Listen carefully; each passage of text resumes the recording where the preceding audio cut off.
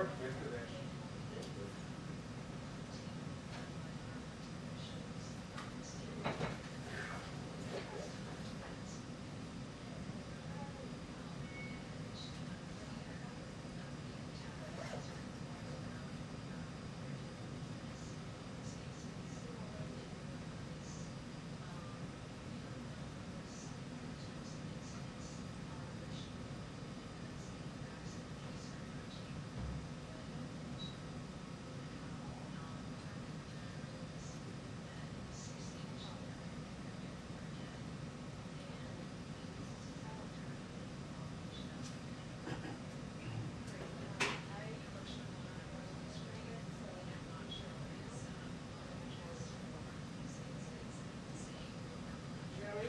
I really am interested in getting a high efficiency speaker with some, lowish power PVM.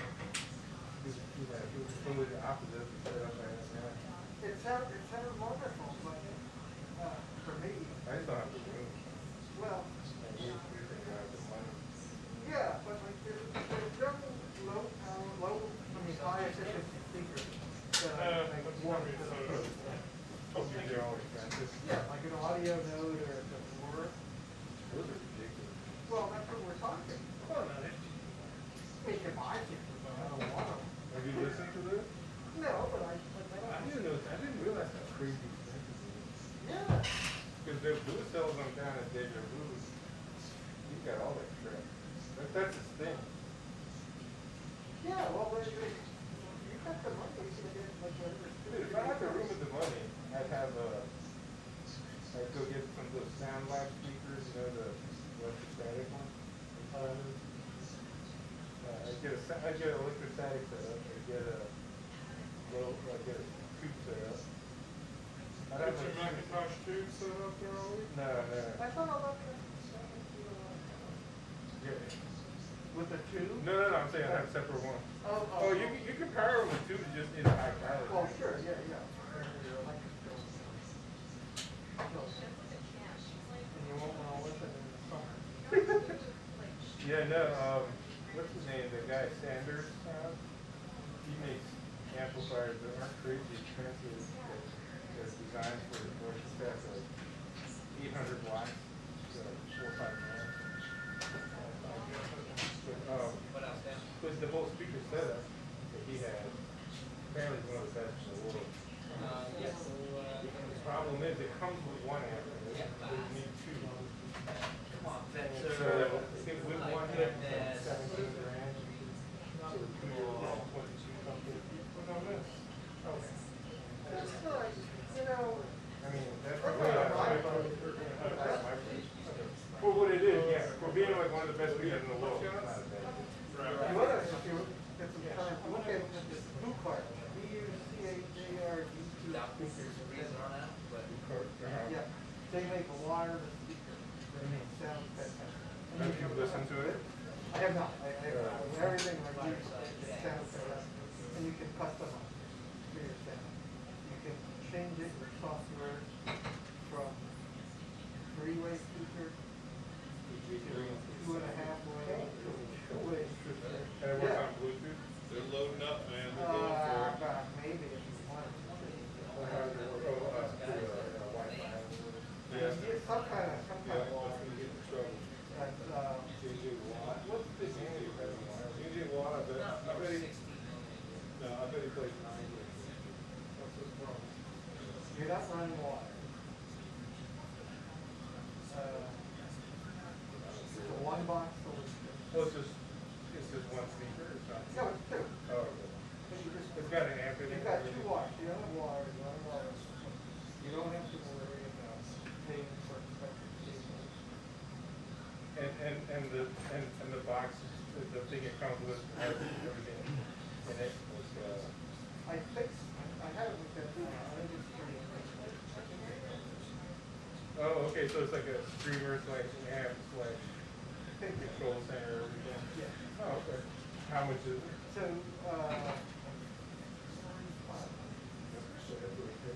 I know. That's pretty cheap, I believe. Yeah, the thing is, you throw one of them and throw in another $2 grand.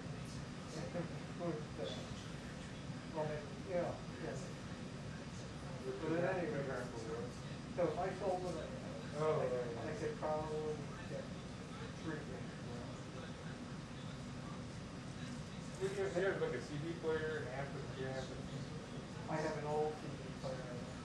but you use a streamer. I use a streamer and that. Turntable. Oh, yeah. You know what speakers are kind of intriguing to me, but they're really expensive. Because they would work well in my room to have a small room. Because the speakers there, I think they're also, they're sort of English or even something like that. Because they're designed to be put on the corner.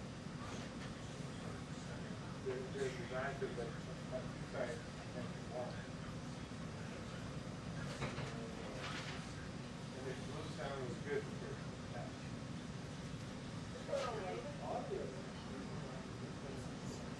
Are they?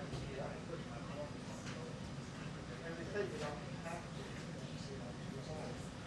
I didn't know this was like a simple box. The fact that they pass it like goes to the way. Well, you know, you're paying a lot of money for in things. Plus they're British, right? So they're All the town things, yeah.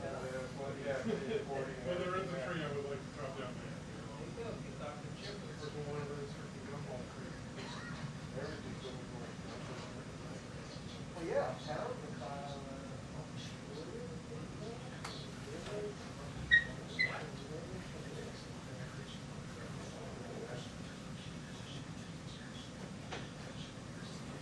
Oh, Larson. no. Down. Here's Psaki, so it's like very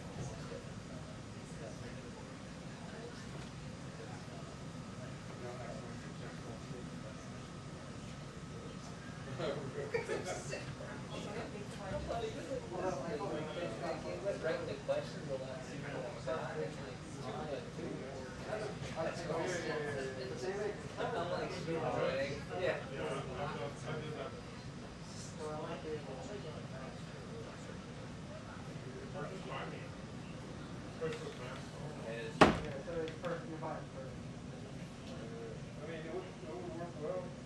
I have to see the dimensions exactly as it, but it would work well if I really thought it would. But they're so.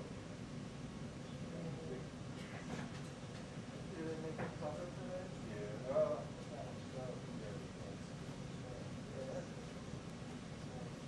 I'm not saying they look great, but Oh.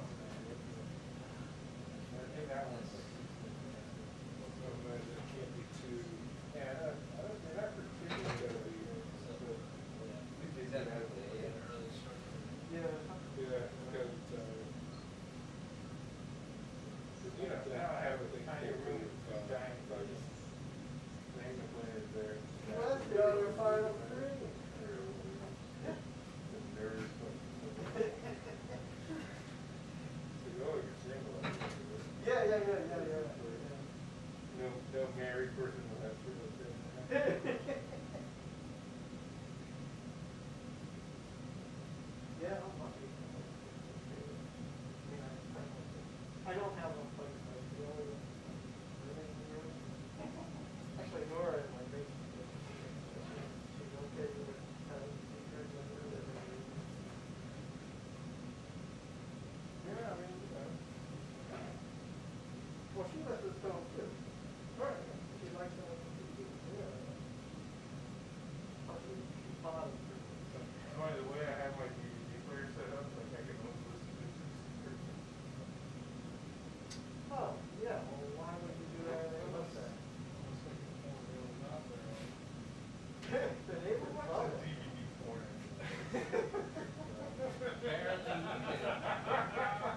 I'd like to be the person who's watching TV. He usually works for Fox, wears glasses. Not here today. Who you know? He's usually at the White House, wears glasses, works for Fox. Then you go and you worry that you knew something until you got work for Fox. And Louis? Yeah. DVD porn? I don't even think he probably has a DVD. I was gonna say, it's probably so big. If he does, he doesn't know how to work it. The only reason I still use my DVD players because I don't have Amazon or whatever, and I still get movies from Netflix. Oh, dude. That's They what they got are. sent to you? Yeah, because they have very limited stuff on their I agree. streaming I agree. because of copyright issues. But they have everything on DVD, literally. Yeah. That takes planning, man. No, you put it on the queue, send it in, and next one, they already, you know. No, I know, but like, do you know what you want to watch this Sunday night? Oh, no, I mean, dude, I never stream stuff. Never. Like, No, but no, that's my point. It's like, well, see, we do. Oh, yeah, I know, looked at movies, yeah. But for my wife to, I get a wife to do, but for my wife to sit there and say, okay, what do you want to watch on Sunday? So we can get the disc in time. Yeah. That's I not mean, gonna that happen. was yeah. No, it wouldn't work with them, yeah. 90% of the time, what do you want to watch? We go through things, we don't know. Yeah. We've been on a good streak lately, and we've found a lot of decent Right. so we can get that. But But a movie, if we wanna watch a movie, forget it. it's like, I looked it up on Netflix, right, because, I wanted to watch, because I watched it at film school, I watched the original things from another planet. Yeah, I'm give like that 500. Yeah, I mean, I'm sure it's Went up, Amazon. way down. But, so then I went on their website, I was like, okay, maybe they have the 1980 Kurt Russell thing on there. They don't? I would think they'd have a Kurt Russell. No, you got DVD that one too from that. Well, like I said, copyrighted. Yeah, it was copyrighted. Okay. Somehow Amazon doesn't have that. On that page. Yeah. Well, like, this one's trying to find like the closest genre. Really? Like Amazon has Yes. that book. Not all. Because it is the same thing to correct it for me. I was applying it to this. No, you don't have to, we'll just correct it when we send it. With Netflix, you get one DVD at a time for the day. Yeah. You still tired. Yeah, it was like $15 a month, and I did that $3 a month. But then we got rid of that, we went down to one disc, and then we got some discs. You're like, what was it? Looking for, you did have it on Amazon, but you did have it. Hey, Jeff, how you doing?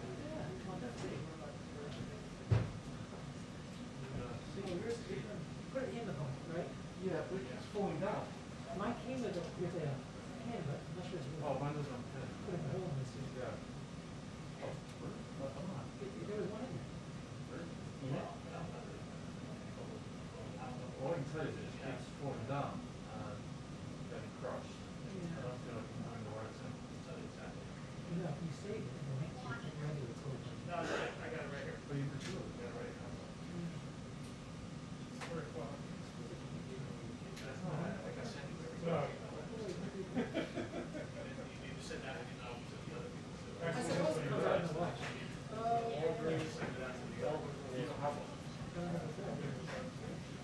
But you know, I do, but it's not a real hole. It's oh really, it's a stitch? Yeah. You should just put the pockets like that.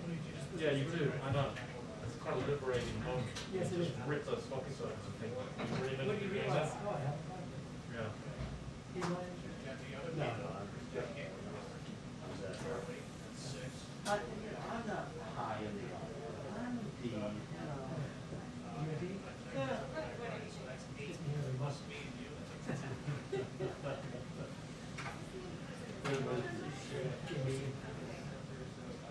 See, and you always remind me that, you know, earlier in that,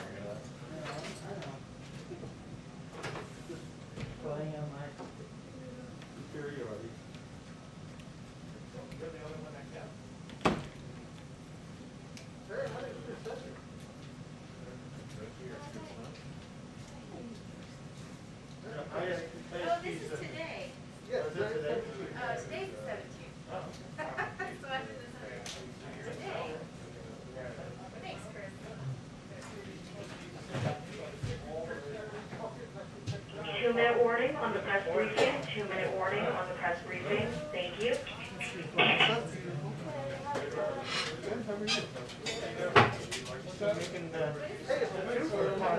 Oh yeah, I just up for the first time last week. So excited. Yeah. Yeah, so it was reopened the studio. Are you in the chair? No, I can't say, I'm good. Mary, you know where you're going?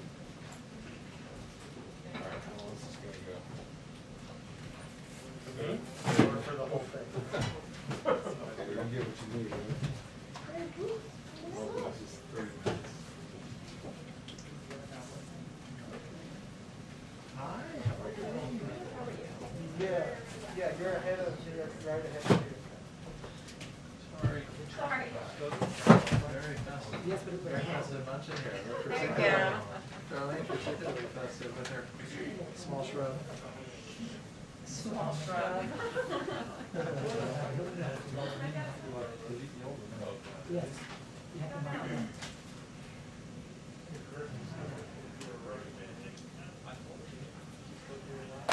Looks like it. Yes.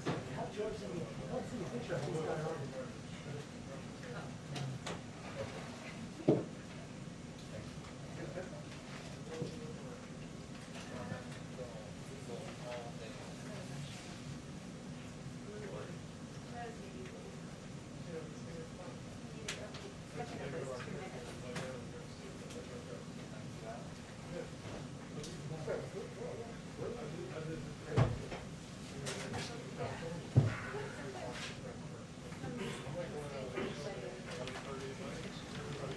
Hi, everyone. So much green, so much green. All right. Today we are fortunate to have joining us Secretary of Education, Dr. Miguel Cardona, who was confirmed just 2 weeks ago, a fellow nutmegger. That means from Connecticut, for any of you who don't know. He previously served as the Commissioner of Education in Connecticut. In this position, he faced the unprecedented challenge of responding to the COVID-19 pandemic and led the safe school reopening efforts in Connecticut. To do so, Secretary Cardona and his department provided school districts with the balance of guidance, local autonomy, and oversight needed to ensure equitable and meaningful educational opportunities for students, while also prioritizing public health mitigation measures. Since it's his first time here, first of many, hopefully. He has 2 decades of experience as a public school educator. He began his career as an elementary school teacher. He then served as a school principal. So with that, I will turn it over to the Secretary. He has a short timeline, so he'll be able to take just a couple questions today. As always, I'll be the bad cop, but we'll turn it over to you. Thank you. Thank you.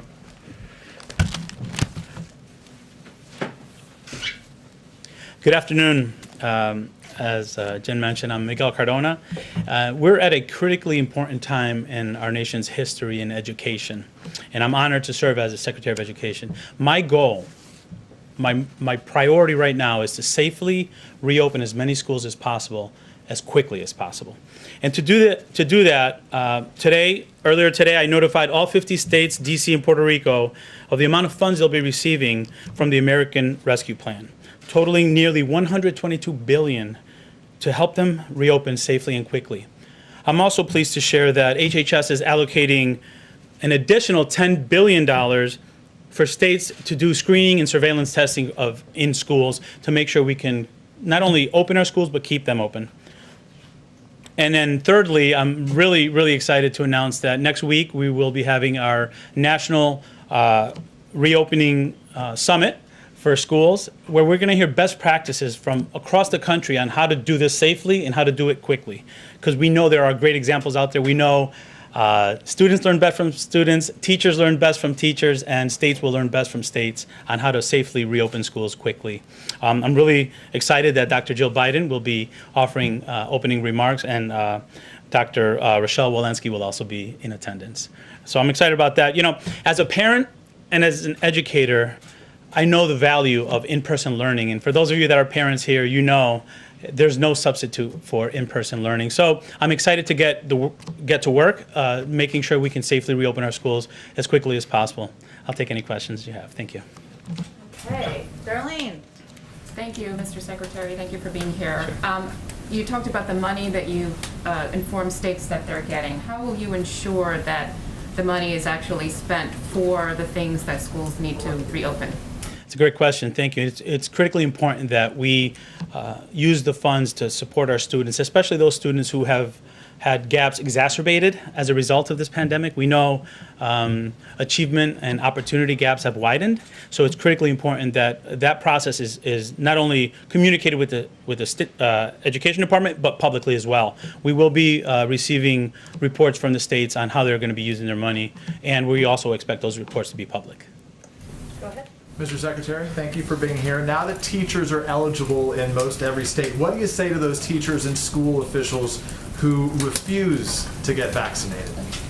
Well, you know, the vaccination is one of those strategies that we know, in addition to the mitigation strategies, allow for schools to safely reopen. So it's critically important that we vaccinate as many as possible, and we promote the benefits of the vaccination to make sure we have safe school communities. So the message really is, if you're able to get a shot, and you know that's a strategy to help keep our schools open. Nothing about making it mandatory. If teachers want to come back unvaccinated, that's fine by you. At this point, vaccination is available for educators, and I'm proud that the president prioritized educators to be vaccinated, because we know that when that's not the case, it's more likely that schools will close due to quarantining. Can I ask you about the money quickly? We know that you said $122 billion will be given to the states from the American Rescue Plan right now. The CBO anticipated that the bulk of the spending of funds provided through that plan won't be provided until after 2021. That there was, I think, $67 billion that existed from the past relief plans that have been passed that, according to the CBO, the bulk of which had not been spent. So why, at first, is that accurate? And why hasn't more of that money been spent right now, even before the American Rescue Plan money was sent out, to get those schools to safely reopen?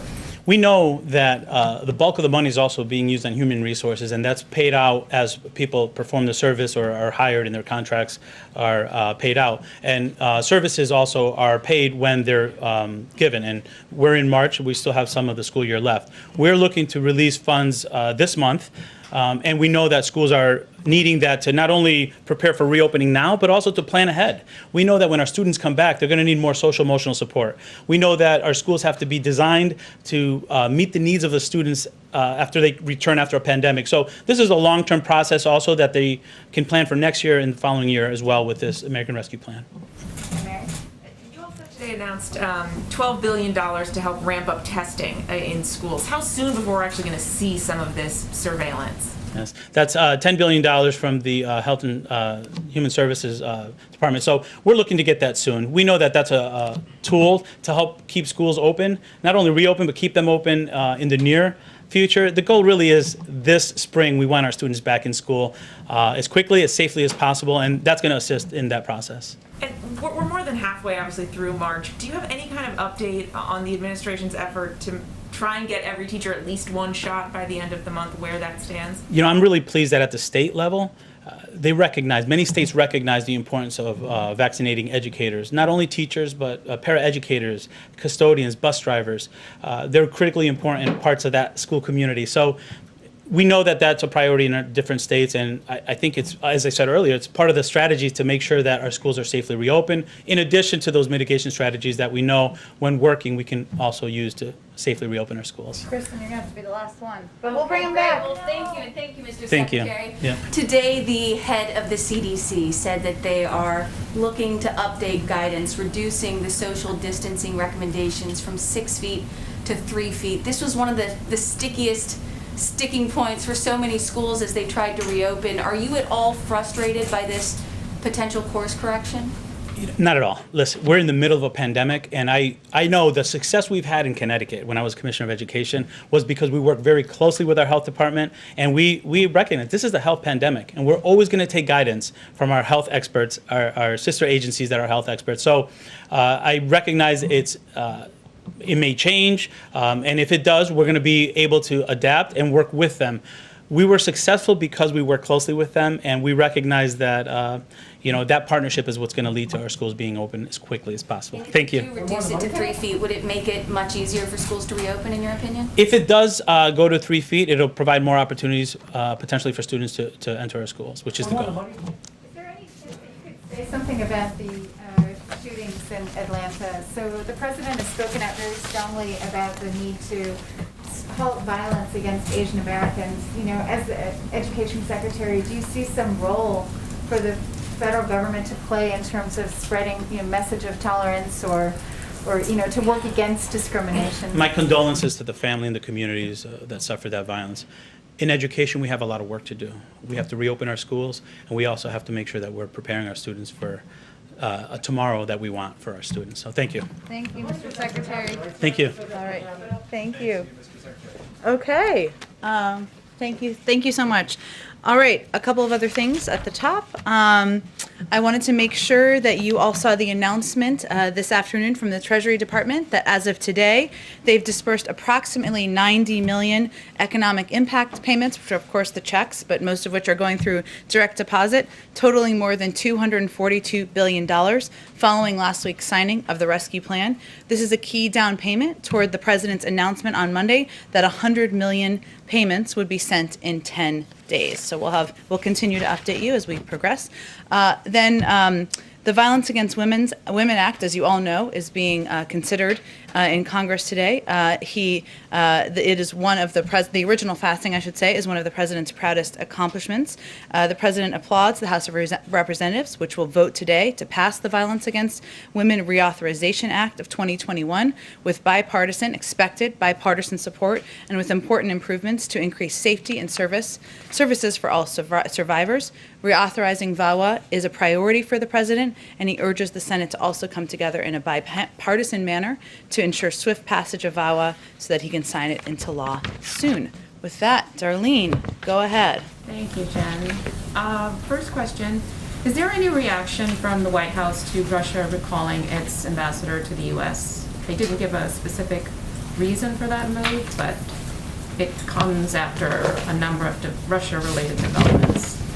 Well, we've certainly seen those reports. I would say that our administration is going to take a different approach in our relationship to Russia than the prior administration. Obviously, the president spoke to this during an interview that he conducted just last night. And we are going to be straightforward, and we are going to be direct in areas where we have concerns. As you know, there is an ongoing review, and the president has, while we have announced key conclusions from an intelligence community assessment on the poisoning of Alexei Navalny, there's an ongoing review of other areas where we have ongoing concerns. At the same time, we have areas where we believe we can work together. Obviously, the signing of New START is an example of that. Addressing nuclear proliferation is an example of that. And we hope that there is opportunity there. But our relationship will look different. We will be direct. We will speak out on areas where we have concerns.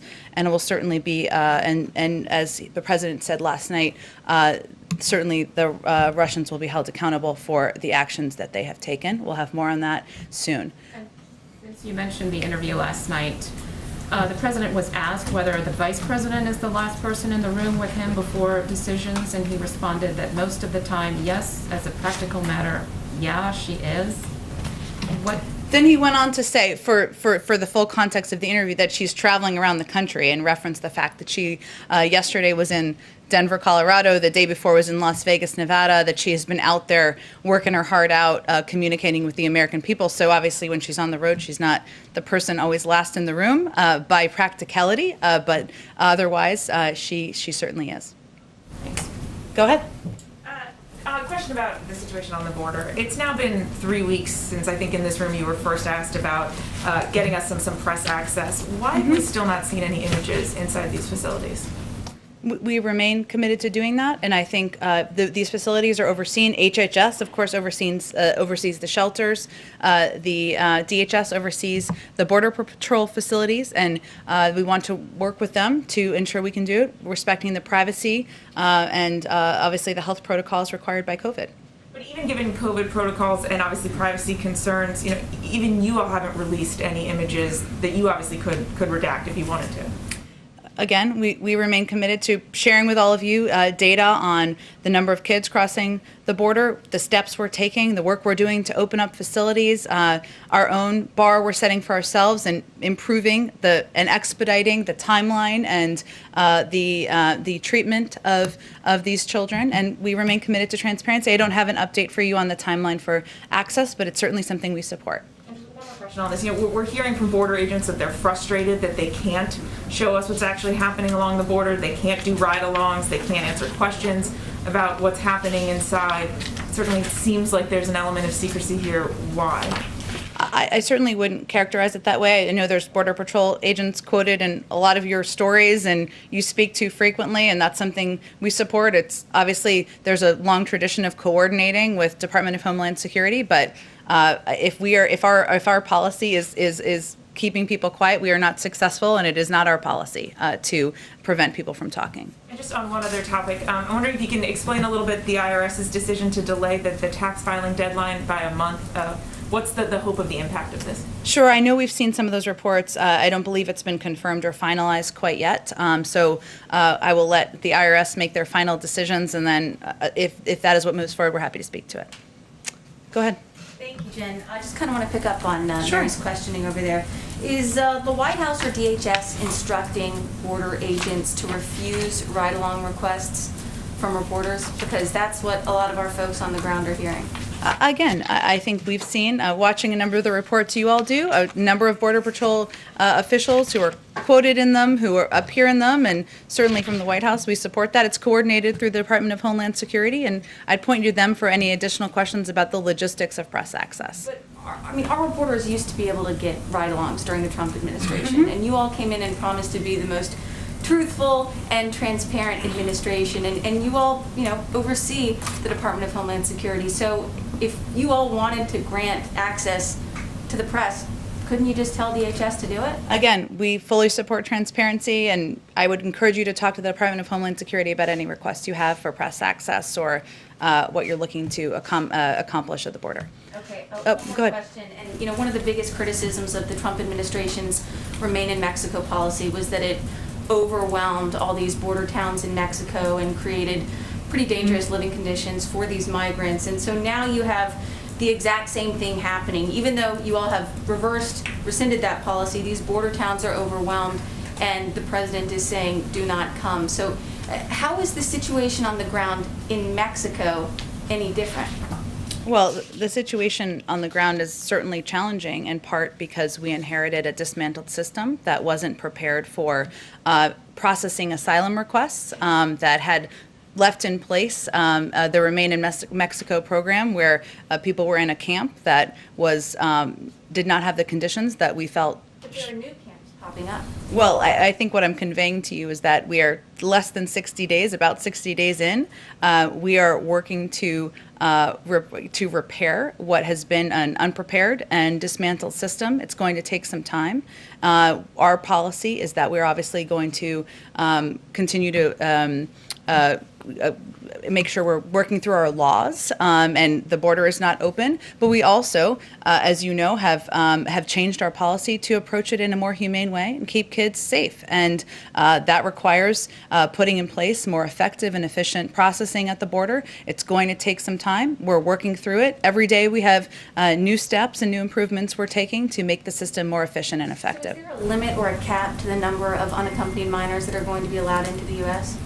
A limit or a cap? So should we send some kids who are 10 back at a certain point? Is that what you're asking me? I'm not setting the policy here. I'm just asking you what the Biden administration's policy is. Is there a limit to the number of children that will be allowed in? I mean, the numbers we're hearing now, 565 on average every day. I'm just curious what the end game is here. How many ultimately would be allowed in? Well, I think where we are is we're focused on some of the very specific numbers. So when we came into office, there existed about 13,000 permanent beds in HHS, OR, permanent and influx shelter system facilities during the last administration. Thousands of these beds, approximately half, were taken offline due to COVID. Staffing was also reduced to put it on par with the new reduced capacity. This was sufficient for the prior administration. This is how we got here, because they were expelling children in addition to families and single adults. We decided, as you all know, that we will be more humane about how we approach this. There wasn't operational capacity built. The prior administration also did not consider that there were other mitigation efforts like masking, improved ventilation, cohorting, and other measures that would contain the spread of COVID. There's now revised CDC guidance, which means there's greater capacity in these facilities where we can expedite getting children into them. We are taking steps to ensure that when kids come to the border, we look and see if they have a phone number in their pocket so we can call the family member and get them to those family members as quickly as possible. These are the steps that we're taking at this point in time. Our policy continues to be, we're not going to send a 10-year-old back across the border. That was the policy of the last administration. That's not our policy here. Go ahead. Is if unintentionally, in your commitment to keep these children under 17 or 17 under safe, if unintentionally, is the U.S. government incentivizing parents to send their children across the border alone because that is their best chance to enter and stay in the United States? Well, that certainly you heard the president say in this interview that he conducted that he is encouraging people not to come. Now is not the time to come. This is not a safe journey for people to take of any age. And he believes, as he talked about last night, that no parent is looking and just trying to make a bet on whether their kid can kind of make it. This is a very difficult and treacherous journey. Most of these kids are fleeing very challenging circumstances. And his view is that there's a number of steps we need to take and steps that he hopes he can work with Democrats and Republicans on. So that's his goal. How's that message communicated to we heard him obviously in the interview, how is that message being communicated by the U.S. government to those thousands, perhaps tens of thousands, who are already in the midst of this dangerous journey that they're making to the border right now, and they are not receiving that message? The thousands of children or the thousands of families? Children, families, adults, all of them, all the in-between that our teams from Telemundo and other reporters on the ground are meeting. Well, we convey with every official that speaks. Secretary Ali Mayorkas did an interview just yesterday. You've heard Roberta Jacobson speak to this, and a range of officials beyond them who are speaking directly with countries, working in partnership with them, speaking directly through channels that are in the region, that now is not the time to come. The border is not open. This is a treacherous journey. The vast majority of people will be certainly sent back on their journey, and that's the message we're sending. I guess it seems maybe it's a mixed message that's received right now, but initially Alejandro Mayorkas said, don't come now, right? And then we heard from the president saying, don't come, that the U.S. is in the process of setting up this system so that in your own home country you can apply for asylum. Yeah. So how do you, it appears to be a mixed message, or it's received as a mixed message, which is don't come now, come later, and others don't come at all. Well, I think this is no doubt a complicated circumstance, and what we are trying to do is address this in an effective and humane manner, and that requires putting in place additional policies and measures. You referenced one of them, which is reinstituting the CAM program, which would allow kids to apply from their home country. That is certainly a positive, an option. And how long would it take till that's available to them? We are hoping that can be happen soon. I don't have an exact timeline for you, but we would like to put that back in place. It was a program that was already in place and was ended in 2017. So that's an example. We want to build on beyond that, so we can have programs where it ensures that kids are not taking this difficult journey, that they have other choices and other options. But I was also, and this will take some more time, but we're going to keep seeing these cycles, which we've seen. This is not the first cycle. 2014, 2018, these numbers have been increasing since April of 2020 of last year. Unless we work together, Democrats and Republicans, to address the root causes, there have been policies and bills the president worked with Senator Lindsey Graham as an example on a bill to try to give more funding to address the root causes in these countries. If we don't take those steps now, we're going to keep being on these cycles every year, year after year. Last question from the interview last night. Yeah. We talked about the topic of the governor of New York, Andrew Cuomo. I guess my question is, why did President Biden feel the need to weigh in to say that if the claims of these women were confirmed, that the governor would likely be prosecuted? Well, the president respects the role of law enforcement and the justice system, as we often state from here, and as he has often stated. He was asked a specific question about what should happen if the investigation confirms the claims of the women, and he answered that question. So in the past from this podium, previous Democratic administrations, they've said, we're not going to weigh in, not going to put our finger on anything that has to do with the Justice Department or their decision. He was not saying this is going to happen. Obviously, the process is going to play out. There's an ongoing investigation that should be swift. It should be thorough, and obviously, it will determine what the outcome is here. And he certainly respects that. Okay, thank you, Jen. Go ahead.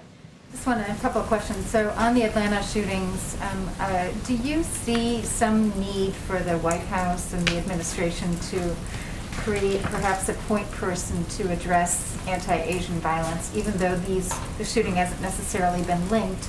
It is a concern that the president has raised. Is there some move afoot like that? Well, first I would say that it's important to note that the president, we've put out a few updates today, but just to reiterate, he was briefed overnight. He obviously talked to the Attorney General and the FBI Director this morning, and we're continuing to monitor the situation. As you touched on, local and federal law enforcement are still determining a motive. They had their own press conference this morning. That doesn't change the fact that this news was horrific, and broadly speaking, there has been an increase, as you have noted, and we have all seen, in attacks and crimes and hate crimes as well, and other circumstances against Asian Americans. And that's why he raised this in his address when he delivered in his primetime address on Thursday night. He did sign an executive order, and actually there are ongoing processes, including from the Department of Justice, where they're doing listening sessions now. HHS will start those soon. He signed that executive order within the early part of his administration, and he's also asked Susan Rice and Cedric Richmond to do listening sessions as well, so that we can hear from the community and determine how that should impact policies moving forward. Broadly speaking, as you know, there's also an ongoing review of domestic violent extremism that is wide-ranging. That is a 100-day review that will take a look at a range of issues, and that will also be a longer-term strategic, comprehensive look at how that impacts our society, and this will certainly be a part of that. Just wanted to follow up on North Korea. So Sure. there are talks that are happening with the Chinese this week. What are you looking for from China in terms of its response to North Korea? The U.S. military expects North Korea to resume testing of ICBMs. What would that mean for your review of those policies? I don't think we're going to get ahead of their testing. If they decide to test, I will say that part of our strategy as it relates to the denuclearization of North Korea is, of course, to lead with diplomacy and engagement with partners in the regions, even some where we have at times adversarial relationships, is a key part of that strategy. And so the Secretary of State, the Secretary of Defense were also just recently in South Korea, a meeting with also with the Japanese. They are key partners as we discuss security in the region, and certainly the threats from North Korea are part of that. And obviously that will be part of the discussion with the Chinese. But the strategy is to coordinate and discuss with partners in the region so that we can determine what the path forward looks like. And then finally on Mexico, since we're talking about the border, but Mexico and Canada are also looking for doses of vaccines. There's some reporting out saying that those would be at the top of the list. Can you confirm those reports? Can you say, there's a growing demand? I keep asking this question, it's like there's so much demand out there, and the level of vaccination is so disparate in the advanced economies and in developing countries, but also in neighboring countries like Canada and Mexico. Can you just say what your strategy is to get vaccines out to the rest of the world so that there aren't, increases in variants and all the other negative, consequences of not getting the pandemic under control? Sure. Well, Andrea, our first strategy is, of course, to ensure the American people are vaccinated, and 1,400 people a day are still dying in the United States of America. And so we are still in the midst of fighting a war against the pandemic right here. Now, we have vaccinated more people in this country because of access, because of supply, because of operational capacity than virtually any other country in the world. And we also want to be, the president wants to be, we all want to be contributing members of the global community in getting the pandemic under control. Any decision we make about requests, and we have them from around the world, as you well know, and are tracking, will ensure that we're able to still quickly vaccinate the American people, as that remains our top priority. We have received requests from both Mexico and Canada and are considering those requests carefully, but I don't have any update for you on whether they will be granted and a timeline for that. Go ahead. Thank you, Jim. Following up on Darlene's question about the Russians who are clearly very upset. What did the president actually mean when he answered yes or something like that to, is President Putin a killer? Was he talking literally or was he talking metaphorically? I don't have anything more for you to provide analysis on that, but I can say The Russians are extremely upset about it. So. he also repeated a story that he told in his own book about a conversation he had with President Putin, and as was evident in the readout we provided of the call the president had with President Putin, he does not hold back on his concerns about what we see as malign and problematic actions, whether it is engagement in the 2020 intervention in the 2020 election interference, a report obviously released just yesterday, their involvement in the poisoning of Alexei Navalny, ongoing reviews that are related to bounties on troops, and of course the SolarWinds hack. So he's not going to hold back in his direct communications, nor is he going to hold back publicly. And we have still found ways to work together on areas where we have mutual interests, including the extension of New START by 5 years. So that's diplomacy in action there. Go ahead. Sorry, one more, if you don't mind, from moving from Russia to China. So while Secretaries Blinken and Austin are out in Asia, there's an elephant in the room, which would be the growing talk about China having designs on Taiwan. Is the US publicly committed to defending Taiwan, come what may? I don't think I have anything new on our policy as it relates to Taiwan for you today. Obviously, there are a range of topics, including Taiwan, that will be discussed in these conversations in Anchorage that are happening over the next 2 days, if I'm getting the time frame correct. And I'm sure the Secretary of State and their National Security Advisor will come out and engage with the press when those meetings conclude. Go ahead. Thanks, Jen. Back to that DNI report. There's an assessment in there that Moscow will continue to try to influence U.S. elections, and it said the reason is that the Kremlin has concluded that it's a manageable risk.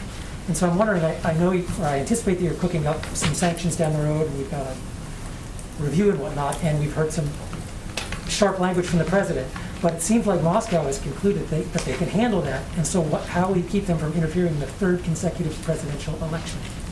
Well, first, the president's relationship and this administration's relationship with the Russians will be very different from what we've seen over the last 4 years, and we've already seen evidence of that from his first phone call with President Putin.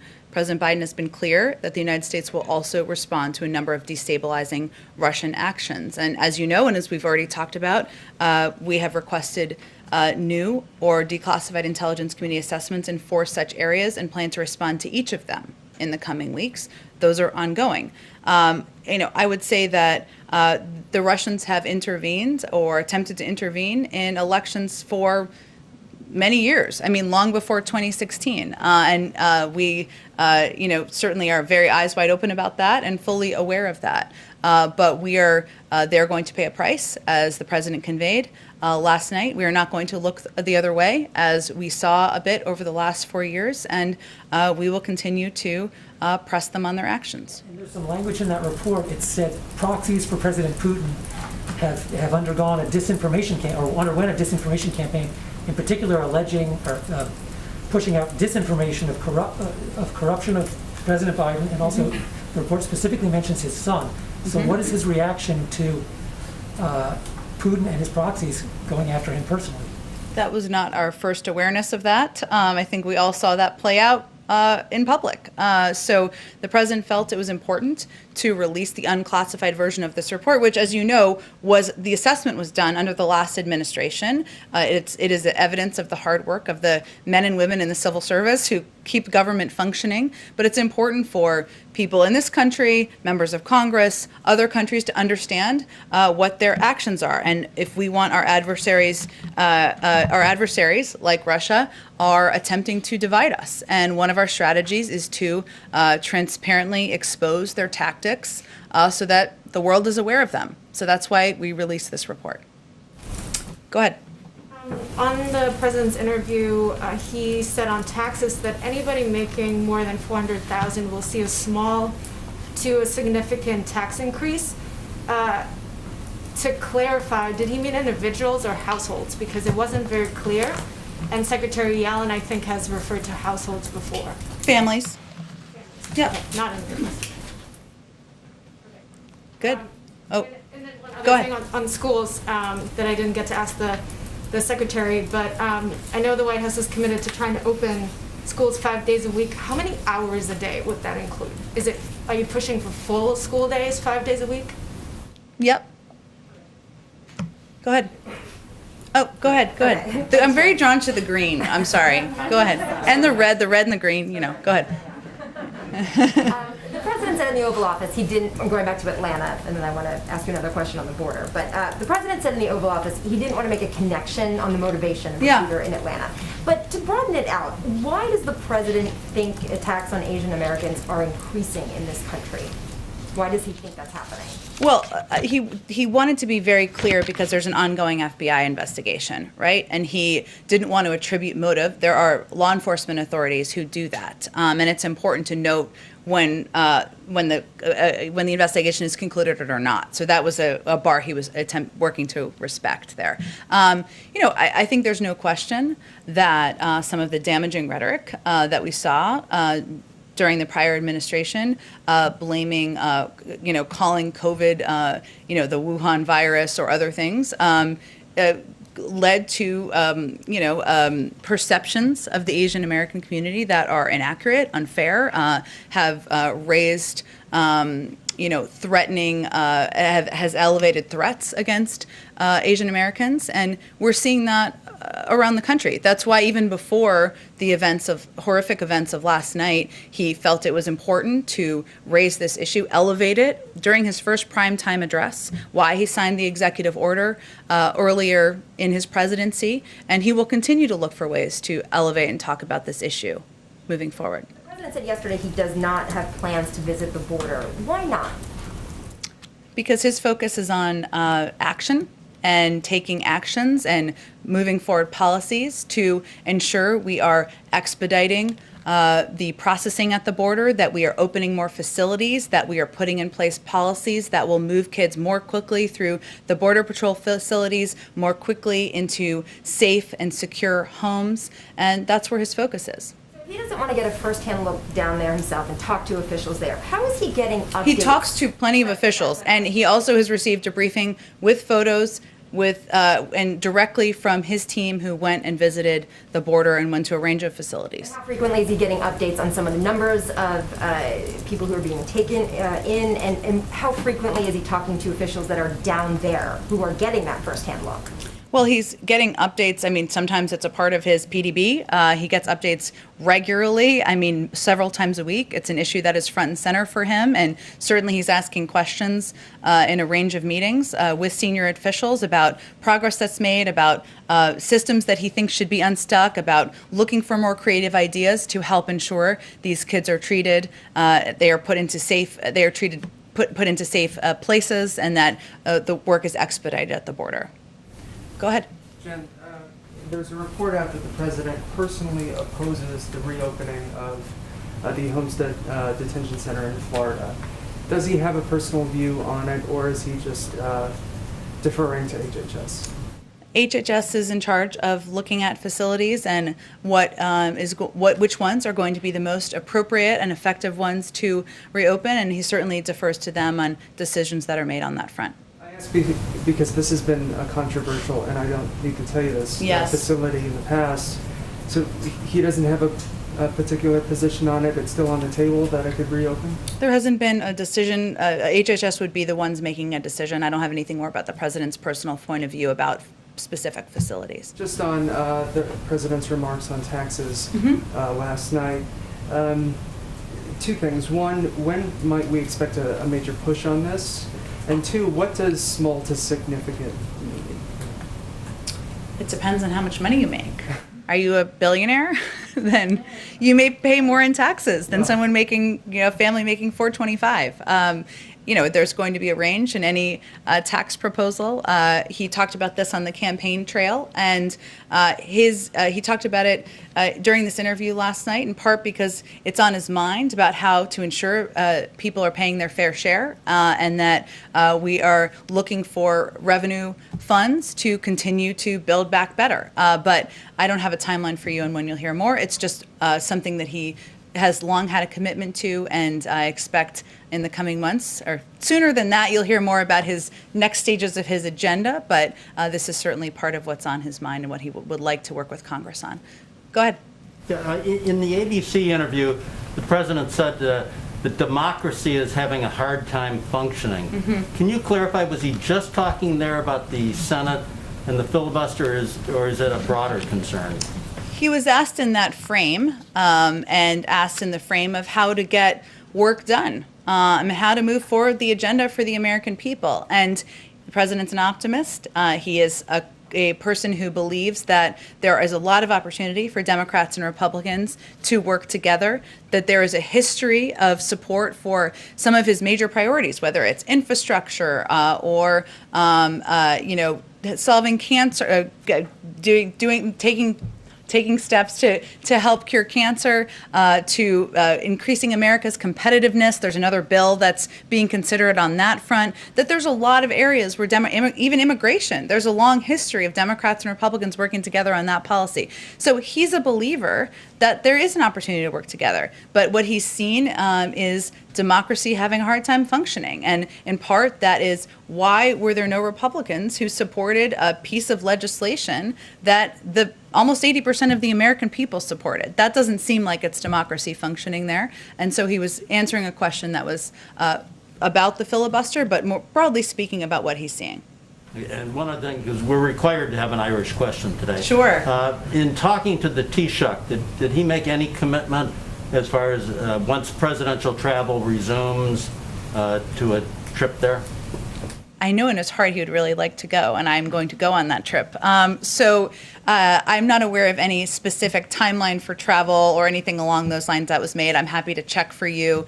He has raised several times that next year St. Patrick's Day will look much different than this year, as I know he did during the meeting. So, everybody get some sleep and rest before a year from now. We've got plenty of time. Go ahead, Jeff. He said he's briefed with photos. Has he asked for or been shown these photos of inside the facilities where some of the children being held for 3 days? Yes, that was part of the briefing he received when his team came back. And he approves of what he saw. It didn't look too uncomfortable. I know the media are trying to get in there to get their own pictures. It looks okay to him? I certainly did not say that. This is the Border Patrol facilities are not facilities made for children.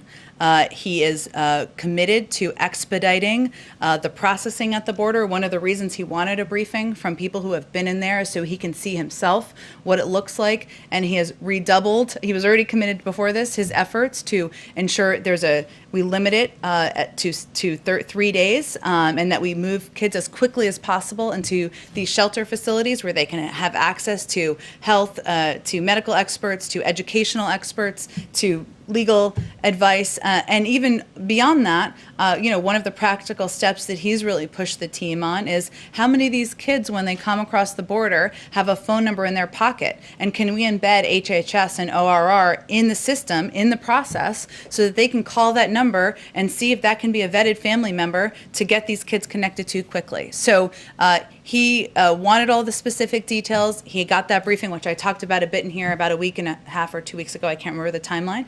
And since then, we've put in place a number of steps to expedite the process, to look for additional facilities, and to look for ways to improve the very challenging situation at the border.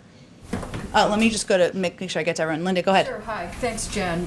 One from me and then one from, I'm the pool reporter, so I have one from another outlet. So my question, actually, it was for Secretary Cardona, but I'll ask you. Sure. Is the Biden administration concerned about the number of families choosing alternatives to public education because of the pandemic? And does the administration have a plan to encourage them to return to public school? It's a great question. I wish you'd asked him that question. I'm happy to talk to him about it. I know he had a very limited amount of time today. I was just excited to get him here. Look, I know that this past year has not looked for school. As a mother myself, my daughter did not start kindergarten this year, and I know a lot of people. We know a lot of people had to make different choices, but I can talk to him more about what the plans are to encourage people to get back into the public school system, and obviously that's an important and vital part of communities across the country. Did you have a second question you wanted to? The other question from another outlet. So after today's meeting with the Irish Taoiseach, are there other international meetings on the president's agenda in coming weeks? There certainly will be. I don't have any to preview for you today, but engaging, he's had a number already of remote engagements with his counterparts around the world. Foreign policy is one of his first loves, and so I certainly can convey to you that he will have more of those in the weeks ahead, and as they're scheduled and finalized, we'll share those details with you. Go ahead in the back. Yeah, on the COVID-19 vaccines, what does the president say to Americans who have ethical concerns about taking some of those vaccines, that it might violate their conscience? Give me a little more information. Why would it violate their The conscience? Johnson & Johnson one. Well, that one has ties to a connection to abortion-derived cell lines. So some people are worried that would violate their conscience, taking that. So the president would say what to that? He would say, I know the Pope has spoken to the safety and efficacy of all three vaccines, and the American people, these vaccines have been validated by health and medical experts. They're trying to save people's lives, keep people safe, and return our country to normal. On schools, billions are going out to try to get them to reopen now. If come fall, if schools are still unopened, would the administration find that unacceptable? We certainly expect schools to be open in the fall. Go, okay. On airports? Yep. TSA reporting big numbers going through airports. Is the administration worried that the COVID-19 response team's message is just not getting through to people? They're telling people, don't travel, don't travel, don't travel, and people are plowing through the airports. Well, we certainly have to reiterate, and our health and medical team are doing the same. It's not a political message. It's a message from our doctors that's just conveying the fact that the guidelines have not changed in terms of limiting commercial travel. If people are not vaccinated, especially, there are great risks to travel. We've seen that play out. They've spoken to this frequently, our health and medical experts, so we'll just have to keep reiterating that message. We understand it's hard. People want to see their family members. People want to go see their friends, but we are fighting through this pandemic. People are still dying across the country, and we'll keep at reminding people of that. Go ahead in the back. The press conference next week with the president, any idea how it's going to be assembled? Will it be in here or somewhere else? I don't think it will be in here because it would be very limited numbers in here. We are working to figure out where we can do it in the White House to ensure we have a greater number of people who can attend, and we will do that in a very transparent manner. So we're site looking at this point in time, and we'll have more updates for you soon. Go ahead in the back. First question from a colleague: is President Biden going to call the president of Ukraine, Zelensky, in the near future? Do you have any update or any other potential engagements in the near future? I don't have any previews for you on foreign leader calls at this point. Typically, we preview those maybe the day before, but I'm sure he will have some in the near future, but I don't have any specific ones to preview for you today. And on the vaccine, the president said yesterday that the U.S. is in talks with several countries about sharing vaccine. In the past, you criticized Russia and China for so-called vaccine diplomacy, and you suggested that it should be done through international project or institutions. So do you exclude sharing vaccine on a bilateral basis? I think our criticism was in response to questions about whether we were concerned about how vaccines were being used in some ways by Russia and China in ways that they've used aid. And and international assistance where there are no strings attached. And sometimes it allows countries to hold themselves to lower standards on human rights, on freedom of press, freedom of speech. And we've seen that play out, as we know, in recent years. So that certainly would be something that is of concern to us. We have not yet provided vaccine doses to any country. We of course have a range of requests and a number of requests, and we will consider those carefully. But since we have not done that yet, I don't really have anything more to update you on. Back on the border. Yeah. You talked about the team that went to the border. Yes. They briefed the president. They've Mhm. shown him photographs. Yeah. I think there was a request at some point to have members of that team come to the briefing room and do a briefing. So where does that stand? And since there are photos from that team, why not release those, since with the previous lines of questioning, you have said go to the Border Patrol or go to DHS for the access questions? I'm happy to invite them to the briefing room and talk to them about the photos. And will that team return to the border, or some other configuration of staff members? Will they be making periodic trips down there to assess conditions, or was this one and done? I expect we'll have additional trips to the border, but I don't have one to preview for you today. Thank you, everyone. Happy St. Patrick's Day. You said 425,000. I was 400? I was saying that if you're a billionaire, you're going to pay more in taxes than somebody making 425, over 400. I was just as an I see. example. Oh, okay. Yeah. Okay. Sorry, I wasn't trying to Thanks. change the threshold Yeah, on we you. were just like, oh no, new No, threshold. no. I should have used something more, 572 something. Thank you. Thank you.